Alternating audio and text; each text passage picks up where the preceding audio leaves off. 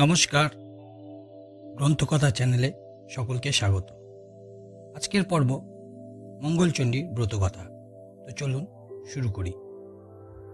ধনপতি নামে এক সদাগর উজ্জয়িনী নগরে বাস করতেন। তার স্ত্রীর কোনো ছেলে মেয়ে হলো না দেখে তিনি আরেকটি বিয়ে করলেন। বড় বউয়ের নাম লহনা আর ছোট বউয়ের নাম খুল্লনা। 2 সতীনে খুব ভাব। বড় বউ সবসময়ে মা মঙ্গলচণ্ডীর কাছে প্রার্থনা করে যেন ছোট বউয়ের একটি ছেলে হয়। কত হোমযোগ পুজো করবার পর ছোট বউ পোয়াতি হলো। ছোট বউ যখন 5 মাস পোয়াতি, তখন ধনপতি সদাগর নৌকা সাজিয়ে বড় বউকে বললেন, আমি কালকে সিংহলে বাণিজ্য করতে যাব। বড় বউ বললে, ছোট বউ পোয়াতি, ছেলে মেয়ে কি হয় দেখে যেও। সদাগর বললেন, বসে থাকলে আর কেমন করে ব্যবসা বাণিজ্য চলবে? তুমি তো রইলে, তবে আর ভাবনা কি? তুমি তো আমার চেয়েও ছোট বউকে বেশি ভালোবাসো। তারপর ছোট বউকে বুঝিয়ে ধনপতি সিংহল যাত্রা করলেন। 10 মাস 10 দিনে ছোট বউয়ের একটি চাঁদের মতো ঘর আলো করা ছেলে হলো। ছেলেটি দেখতে খুব সুন্দর বলে তার নাম শ্রীমন্ত রাখলেন। এদিকে সদাগরের কোনো খোঁজ খবর পাওয়া গেল না। কেউ বললে ডুবে গেছে, কেউ বা বললে দস্যুতে মেরে ফেলেছে। শেষকালে খবর পাওয়া গেল যে সিংহলের রাজা শালিবাহন তাকে বন্দি করে রেখেছেন। দেখতে দেখতে শ্রীমন্ত 5 বছরের হলো। তার হাতে খড়ি দিয়ে পাঠশালে পড়তে দেওয়া হলো। শ্রীমন্ত পাঠশালে গেলে 203 হাঁ করে পথের পানে চেয়ে থাকত। শ্রীমন্ত একদিন পাঠশালা থেকে কাঁদতে কাঁদতে বাড়ি এলো। বাড়ি আসতে লহনা তাকে কোলে করে কি হয়েছে জিজ্ঞেস করলে। শ্রীমন্ত বললে, আমার বাবার নাম কি? তিনি কোথায় গেলেন? আমাকে বলো, পাঠশালার ছেলেরা আমাকে বড় অপমান করেছে। তখন লহনা কাঁদতে কাঁদতে সব বললে।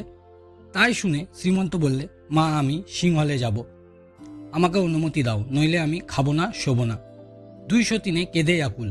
অনেক বুঝালে কিছুতেই যখন শ্রীমন্ত শুনল না, তখন একজন বিশ্বাসী মাঝিকে 7খানা বাণিজ্যের নৌকো সাজাতে বললে।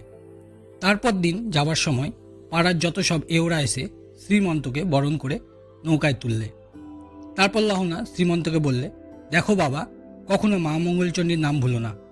বিপদ আপদের সময় তাকে ডাকবে, তিনি সব সময় বিপদ কাটিয়ে দেবেন। শ্রীমন্ত বরাবরই মা মঙ্গলচণ্ডীকে মনে মনে ডাকত। লহনার কথা শুনে বললে, আচ্ছা বড় মা, আমি তাকে সবসময় রাখব, আর তারই কৃপায় বাবার খবর নিয়ে নিশ্চয়ই ফিরে আসব, তুমি ভেবো না। তারপর শ্রীমন্ত সিংহল যাত্রা করলেন। লহনাও খুলল না, কাঁদতে কাঁদতে ঘরে ফিরে এলো।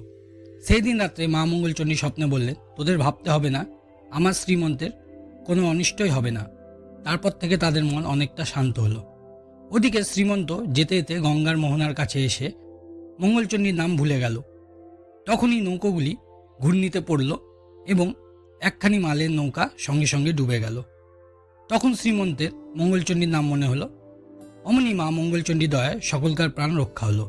আবার কিছু দূর গিয়ে সদাগরের ওপর ভয়ানক ঝড় উঠল। নৌকা যায় যায়। শ্রীমন্ত খুব জোরে মা মঙ্গলচণ্ডীর নাম করতে লাগলো। অমনি ঝড় বৃষ্টি সব থেমে গেল। সাগর বেশ স্থির হলো। তারপর সিংহলের কাছাকাছি এসে শ্রীমন্ত দেখলে একটা পদ্ম ফুলের উপর একটি সুন্দরী মেয়ে বসে 2 হাতে 2 হাতি গিলছে, আবার উগড়ে ফেলছে। তাই দেখে শ্রীমন্ত জয় মা মঙ্গলচণ্ডীর জয় বলে নমস্কার করলে। মাঝি মোল্লারা সব হাঁ করে চেয়ে রইল। তারপর শ্রীমন্ত সিংহলে এসে নামলো। নেমেই রাজার সবাই গিয়ে হাজির হলো। রাজার কাছে বসিয়ে আদর যত্ন করে সব ঘটনা জিজ্ঞেস করলেন। তুমি আস্তে আস্তে সমুদ্রে কি দেখেছ? শ্রীমন্ত বললে, হ্যাঁ মহারাজ, একটি মেয়ে পদ্ম ফুলের উপর বসে হাতি গিলছে আর উগড়ে ফেলছে। রাজা এই কথা শুনে রেগে সৈন্যদের বললেন, এই বেটাও আমার সঙ্গে চালাকি করছে, একে বাঁধো। তারপর শ্রীমন্তকে বললেন, তুমি আমাকে কমলে কামিনী দেখাতে পারো? শ্রীমন্ত বললে, হ্যাঁ মহারাজ, পারি, আপনি আমার সঙ্গে আসুন। রাজা সঙ্গে সঙ্গে গেলেন। শ্রীমন্ত সেখানে গিয়ে কিছুই দেখতে পারলে না। তখন রাজা জল্লাদকে হুকুম দিলেন, একে মশানে নিয়ে গিয়ে কেটে ফেলো। শ্রীমন্ত কাঁদতে কাঁদতে জল্লাদের সঙ্গে মশানে গেল। তারপর কাটবার সময় শ্রীমন্ত বললে, একটু সময় দাও, আমি একবার আমার মাকে ডেকে নিই। জল্লাদ একটু সময় দিলে। তারপর শ্রীমন্ত খুব কাতর হয়ে কাঁদতে কাঁদতে মা মঙ্গলচণ্ডীকে ডাকতে লাগলো।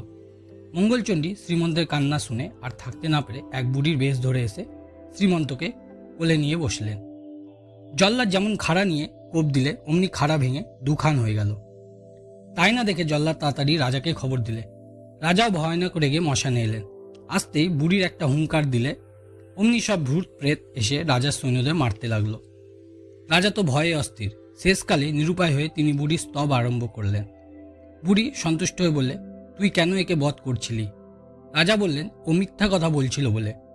বুড়ি বললে, তুই মহাপাপী, তাই সে মূর্তি দেখতে পাসনি। এখন যা, শিগগিরই এর বাপকে ও অন্যান্য রাজাদের ছেড়ে দে, আর তোর মেয়ে সুশীলার সঙ্গে এর বিয়ে দে। শ্রীমন্ত আমার ব্রতদাস। রাজা বললেন, মা, তোমার সেই কমলেকামিনী মূর্তি দেখাও। বুড়ি বললে, সেইখানে যাস, দেখতে পাবি। এই বলে চলে গেল। রাজা সেইখানে গিয়ে কিছুই দেখতে পেলেন না। শেষকালে শ্রীমন্তকে কোলে নিয়ে বসতে দেখতে পেলেন। তখন শ্রীমন্তকে আদর করে বললেন, বাবা, তোমার জন্য আজ আমি মাকে দেখলুম। তারপর খুব ঘটা করে মেয়ের সঙ্গে শ্রীমন্তের বিয়ে দিয়ে অনেক ধন দৌলত দিয়ে তার বাপকে ও অন্যান্য রাজাদের মুক্ত করে দিলেন। ধনপতি সদাগর মনের আনন্দে ছেলে বউ নিয়ে 4 গুণ ধন দৌলত নিয়ে দেশে এলেন। এসে দামামাই ঘা দিলেন। সকলে জানতে পারল সদাগর এসেছেন।